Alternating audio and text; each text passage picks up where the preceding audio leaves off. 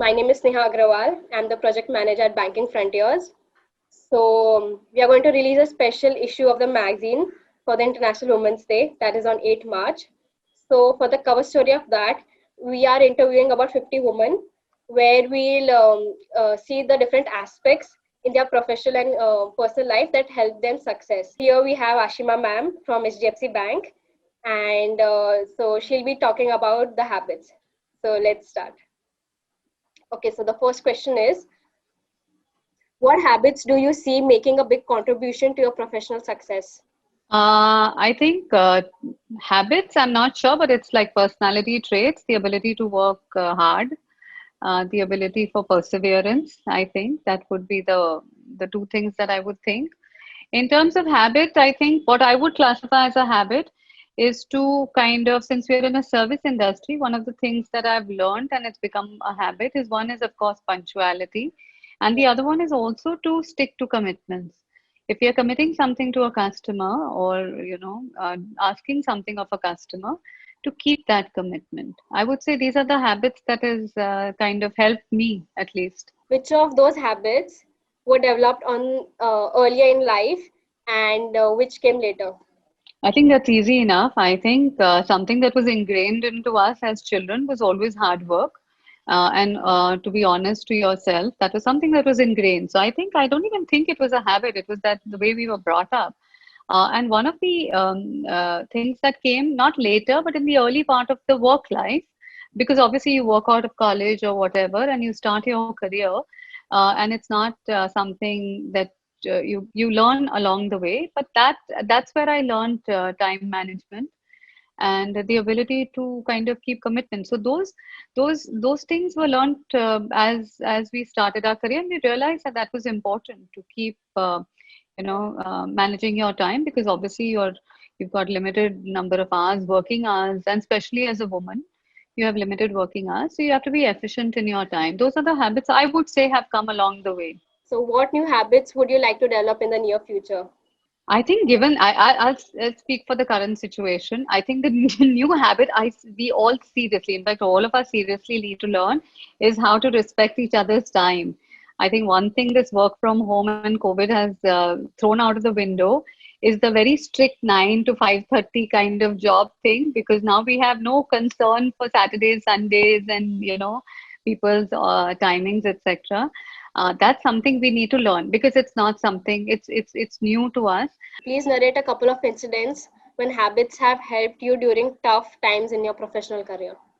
I think, like I said, the only if you want an example, I think no better example than what's been happening to us in the last few months. In fact, a lot of the functions that I had, including the finance or the administration or the infra, they were, or the medical. For example, one of the things I look after for the bank is a medical for the bank.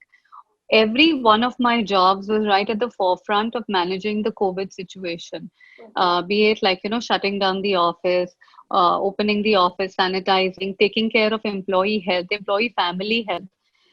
So I think that clearly, kind of a very strong ability to be able to work hard, and to be able to be out there and available at any point of time. Yeah. That's actually not a habit. That's like a trait.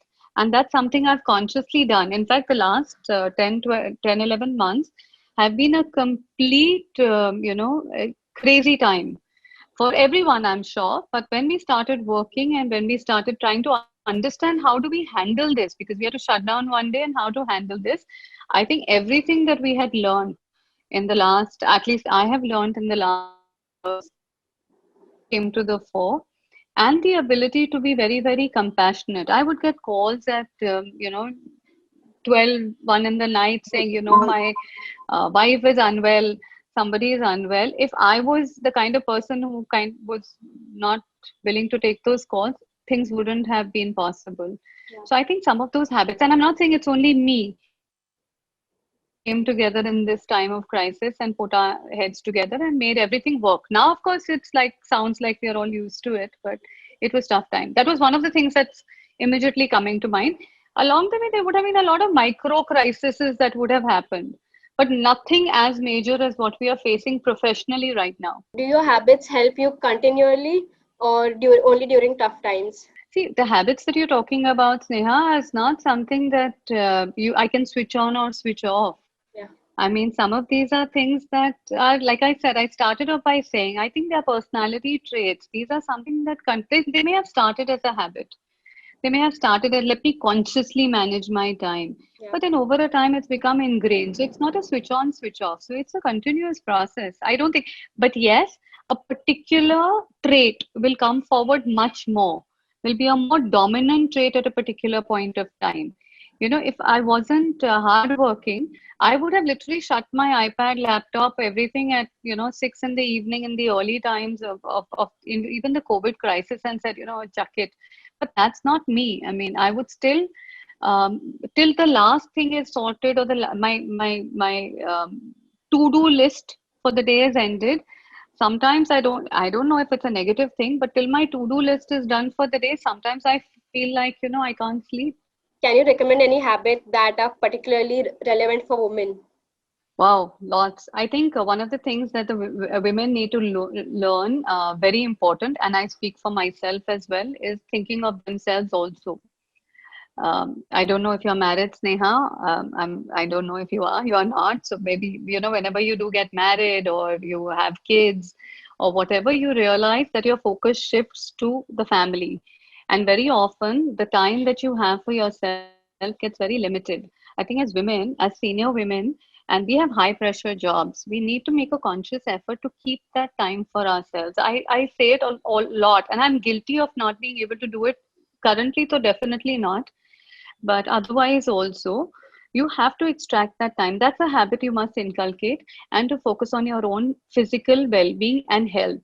When kids are unwell, when spouse is unwell, your parents are unwell, in-laws are unwell, you go all out and go crazy in taking care of them, but you never worry about yourself. As women, I think it's somewhere ingrained into our psyche that everyone else comes before us. So that is one habit I think we should help. As senior women colleagues, we should help our other women colleagues understand that even if it's half an hour of going out with friends, or half an hour of going for me time, or half an hour of doing yoga, whatever it is, just take that little bit of time in the day for yourself, because then you can come back invigorated.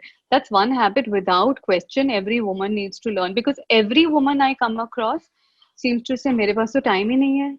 I didn't have time to go for a medical checkup. I didn't have time to do this. I didn't have time to paint. I didn't have time to learn music. I used to dance when I was younger. Now I don't dance. But it doesn't come naturally. So you have to work at it.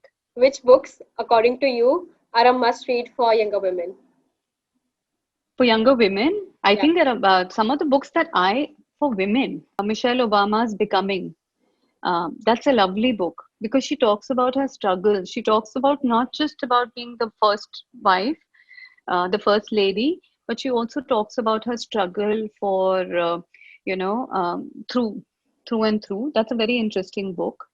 I think it's a must read for any gender. It doesn't matter. Then, for example, Sheryl Sandberg, Lean In. I don't know if you've read that, Sneha. That's a lovely book. She talks about support that as a woman you need, and you shouldn't be shy of asking for support from the family. So some of those things, like I'm mentioning, you need to learn. So that will help you get a little bit of me time. I mean, each of these books is, among with women who have achieved a serious degree of professional success, and they talk about their own, struggles, their own battles. I think in Lean In, I think Sheryl Sandberg, I don't know if it's in Lean In or another article, she talks about the loss of her spouse and how she had to come out of that because he died under very tragic circumstances. So she talks about that also. And she talks about how difficult it was to be a single parent. Indra Nui, not just books. There are a lot of articles that she talks about. She talks about real struggles, and some of them have become like the absolute penultimate of what a career woman would want to be.